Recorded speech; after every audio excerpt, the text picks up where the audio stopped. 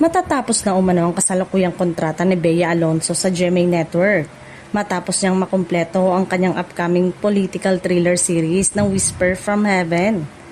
Ang impormasyon ay ibinahagi ng dati niyang talent manager na si Shirley Kwan, habang kasalukuyan pang tinatapos ng aktres ang taping para sa nasabing serye.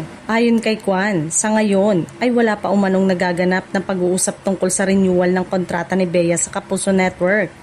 Dahil dito, maaaring abangan kung ano ang magiging susunod na hakbang ng aktres sa kanyang karir matapos ang Whisper from Heaven. Kasabay nito ang pinag-uusapang paghihiwalay ng landas ni Bea at Shirley bilang aktres at talent manager.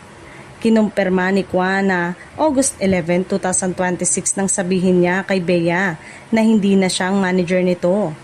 Ayon kay Kwan, ilang pangyayari ang humantong sa kanyang desisyong magbitiw matapos ang halos 6 na taong paghawak niya sa karir ng aktres.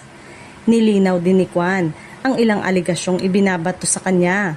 Mariin niyang itinanggi na siya ang naging dahilan ng pagkansela ng umano'y planong kasal ni Bea.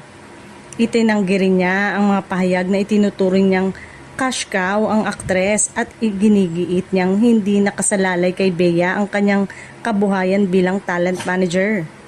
Sa kabila ng mga pahayag ni Kwan, wala pang tugon si Bea tungkol sa pinakahuling mga sinabi ng kanyang dating manager.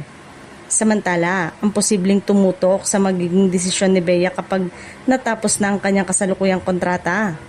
Mananatili ba siya sa GMA o magkakaroon ng panibagong kasunduan o magbubukas siya ng bagong yugto sa kanyang showbiz career?